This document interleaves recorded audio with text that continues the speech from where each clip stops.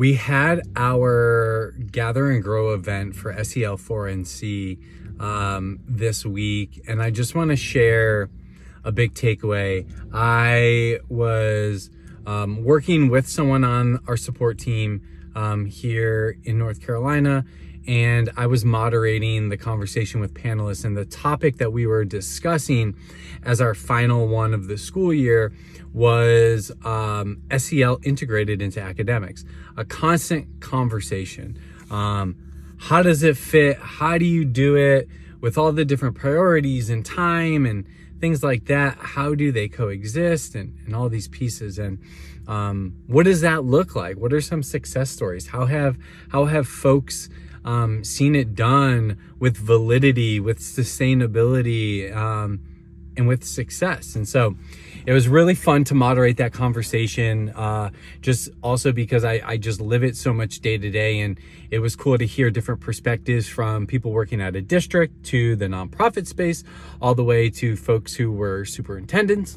And one of the big pieces that was constantly a theme, they were constantly sharing these stories and these small little details around how to do certain things successfully and what does it look like. And but the thing that stuck out the most to me was this idea that, and the understanding that work around SEL already exists. Like, it's already happening. I think that's the biggest piece we need to continue to educate people on, is SEL is already taking place.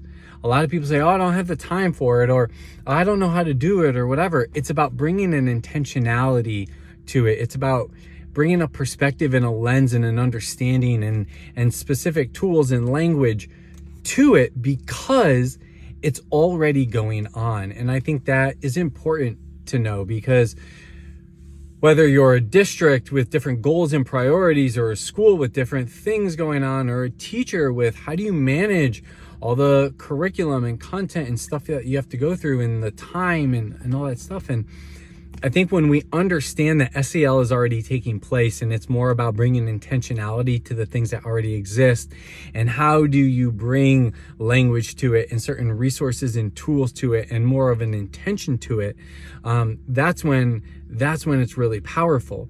And when folks understand that they don't have to add anything, it's just evolving what already exists, I think that helps people wrap their head around it, because SEL is already taking place.